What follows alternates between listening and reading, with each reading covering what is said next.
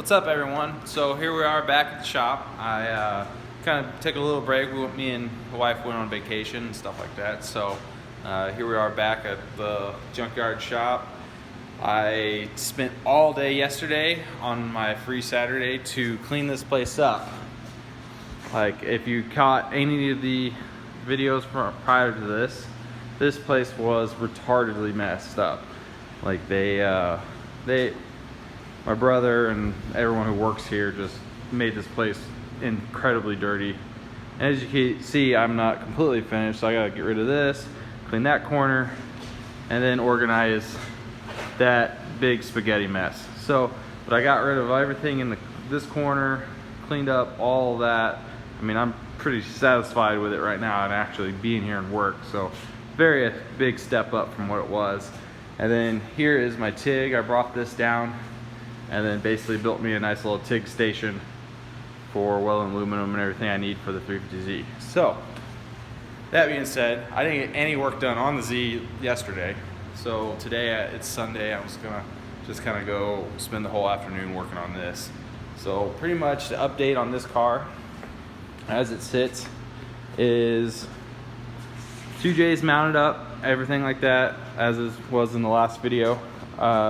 You see how much clearance I have, not much. So what we're going to do next is mod the radiator. Probably will leave this outlet just the way it is. I'm going to be modding this so it points more towards that. And then you can see there's this one, the outlet on the bottom radiator. I have to move that to the opposite side over here so it matches the 2J. So there's different 350Z radiators.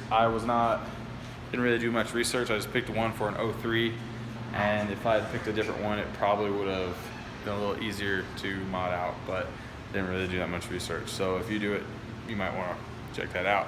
So after I get the radiator done, we'll mount this back all together, and then I will start mounting up the intercooler piping. That's kind of my task for today, is to finish the radiator setup and intercooler piping. And if I have enough time, I'd like to get to the exhaust system and patch that in. That way that's done, so that basically all I have to do is hook up the ECU, because I did wire it with the Wiring Specialties harness. As you can see here, this is all done, everything's wired up.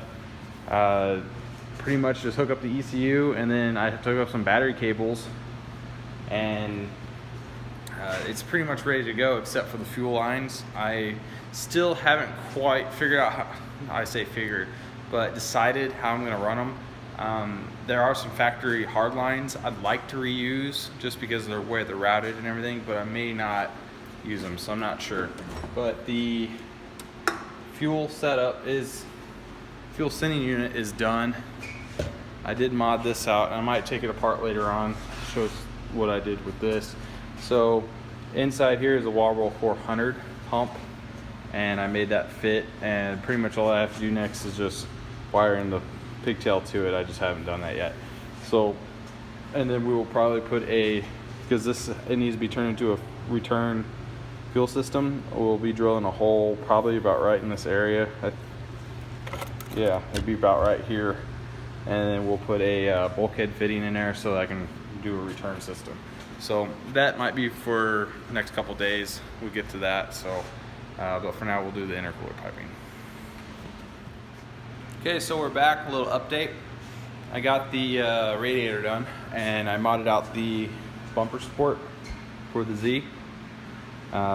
Here's the radiator. Now I got the outlet down there, and probably hard to see, but you can kind of see where it's patched right there.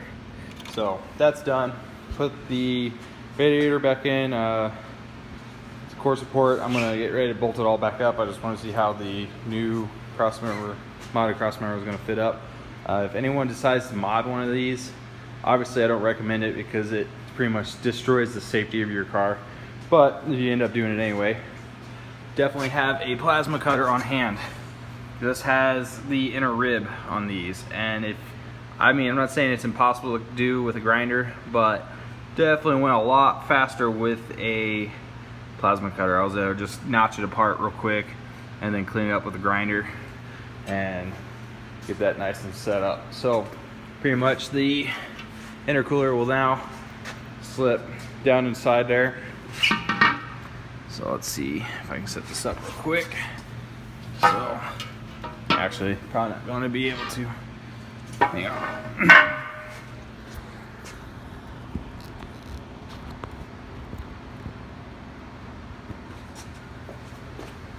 So radiator or intercooler is going to sit just like that, and then I'll be building some mounting tabs here and right there, so I can put it on there and then put a nice little tilt on it, and that'll be mounted up real nice. So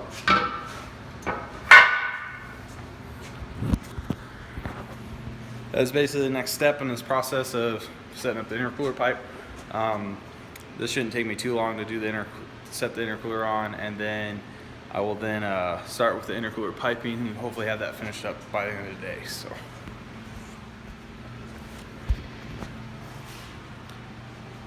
So in conclusion, today's progress went pretty good. I wasn't able to finish it all the way, just how it goes sometimes. There's a lot of work. So, but what I did get done was the intercooler is all notched and mounted where I wanted it. I started the cold pipe and got it sitting pretty much how I want. So it'll wrap around, just enough clearance for there, and then it's going to sit parallel with the frame and drop down. So the next two welds or two pieces will be a 90-degree coming out of here and then a 90-degree coming up. So that's going to be a pretty easy setup, because I'm just going to use pre-bent parts like this, so I don't have to do any pie cuts. So I'll just be like there and then like that. So should be pretty simple.